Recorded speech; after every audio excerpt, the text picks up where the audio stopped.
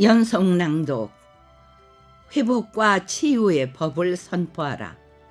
이성희 변호사가 전하는 하나님의 법 9번째로 낭독의 고은정입니다.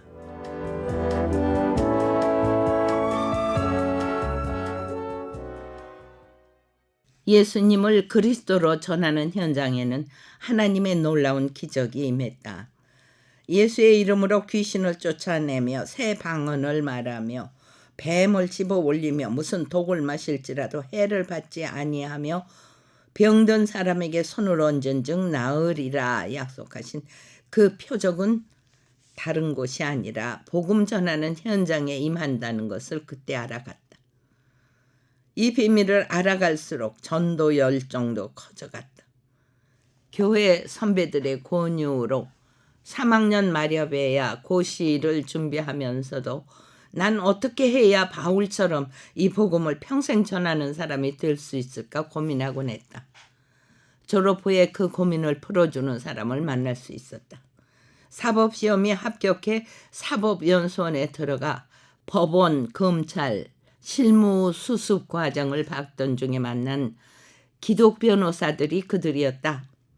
당시 나는 하나님의 은혜로 짧은 시간을 공부하고도 법조인이 될 수 있었지만 기본적으로 분쟁을 조장 갈등시킨다는 측면의 법률가적 사역에 대해 적잖은 고민을 하고 있었다.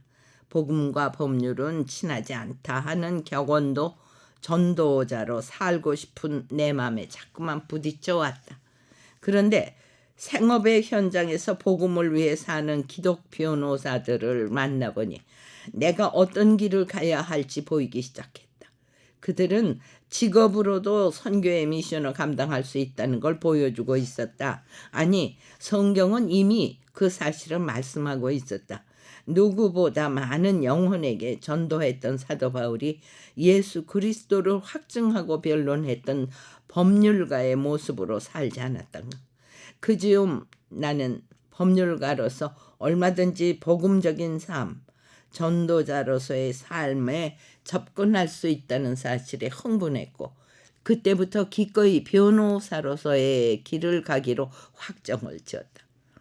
이를 위해 나는 예수 그리스도로 아는 변호사, 예수를 그리스도로 소개하는 변호사, 세상법의 송사 문제로 얽혀있는 사람들에게 하나님의 법을 알려주는 그런 변호사로 살리라고 결심을 했다.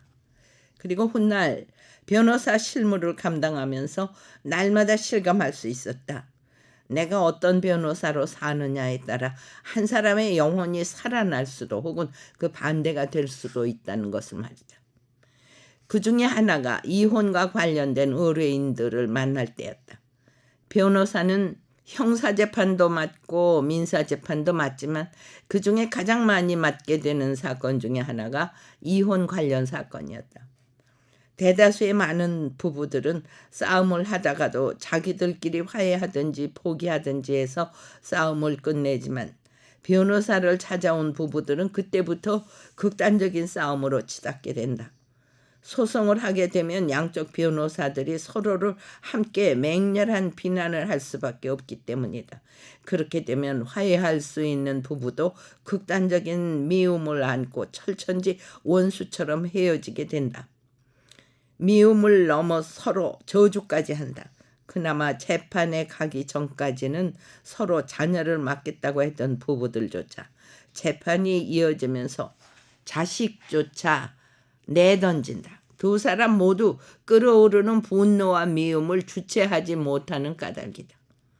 이혼과 같은 문제에서 변호사의 영적인 터치가 중요한 이유가 여기에 있다. 변호사는 의뢰인들이 불가불 이혼을 택하더라도 서로 저주하고 핥히고 상처내면서 헤어지지 않도록 도와야 한다는 것이다. 그러기 위해서는 두 사람의 관계 흐름을 예민하게 파악할 수 있어야 하고 예수님의 심장으로 둘 사이를 조정하며 길을 제시해 줄 수 있어야 한다. 상처를 아물게 하는 길, 회복으로 가는 길을 알려줘야 한다. 이혼하기 위해 변호사를 찾아온 사람들은 이미 누구보다 더 많은 상처와 깨어짐의 시간을 보낸 사람들이 아닌가. 그것은 앞으로도 그렇게 살아갈 가능성이 높다는 뜻이기도 했다. 따라서 이혼할 시점에 놓인 사람들일수록 복음을 들려주고 여기저기서 날아오는 마귀의 불화살에 대한 처리 방법까지 알려주는 게 절대적으로 필요했다. 나는 그런 역할을 감당하기 위해 시간당 얼마씩의 선임료만 받고 내 할 일을 끝내버리는 태도를 아예 버리기로 했다. 각 관계 속에 뛰어들고 그들의 아픔 속에 개입하기로 작정했다. 이혼이 가져다주는 가계의 영적 영향도 알려주고 어떤 선택을 어떻게 해야만 모두에게 가장 최선인지를 함께 고민하기로 했다. 그와 같은 내 계획은 그들에게 복음의 본질을 전하는 것으로 실현됐다. 이혼하려는 그들에게 예수님을 그리스도로 만나도록 하는 일이야말로 그들을 실질적으로 돕는 길이었고 그들을 살리는 길이었다. 그와 같은 믿음 때문일까 이혼 문제로 찾아온 대부분의 의뢰인들은 앉은 자리에서 예수님을 그리스도로 영접했다. 그 며칠 후에는 이혼하려는 상대 배우자까지 초청해서 복음을 제시하는데 그때도 대부분 예수님을 그리스도로 영접하는 일이 벌어지곤 했다. 그러면 많은 경우 관계가 기적처럼 회복되는 걸 볼 수 있었다. 중보자 되시는 예수님께서 그들 사이에 막힌 담을 허무시는 것이었다. 예수님은 영접했지만 불가불 이혼을 택한 부부들도 서로 비난하거나 저주하지 않고 각자의 길을 선택하는 경우가 많았다. 서로가 그리스도 안에서 살아갈 수 있도록 축복을 빌어주며 헤어지는 것이다. 이것은 이혼 후의 삶을 결정하는 문제이기에 매우 중요했다. 서로 핥히고 상처내며 이혼하게 되면 뒤이어 터지는 자녀들의 문제와 경제적 문제 앞에서 그 혼란과 고통을 감당하지 못해 극단적인 저주의 길을 선택할 가능성이 높기 때문이다. 그러나 이혼이라는 혼란 속에서 예수님을 그리스도로 만난 사람들은 위기와 고통의 광야길에 들어설 때 가나안을 향해 진군할 줄을 안다. 우리가 예수님을 영접하는 순간 우리 속에서 길을 내시는 예수님은 어둠을 밝히시는 빛이 아니신가. 이혼하러 왔더라도 예수님을 영접한 사람들은 결국 그 빛을 따라 걸어가는 사람들이 된다는 걸 많은 의뢰인들은 보여주었다.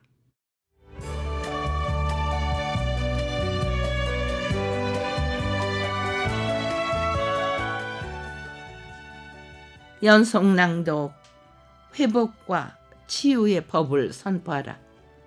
이성희 변호사가 전하는 하나님의 법 9번째로 제작 박예리, 낭독 고은정이었습니다.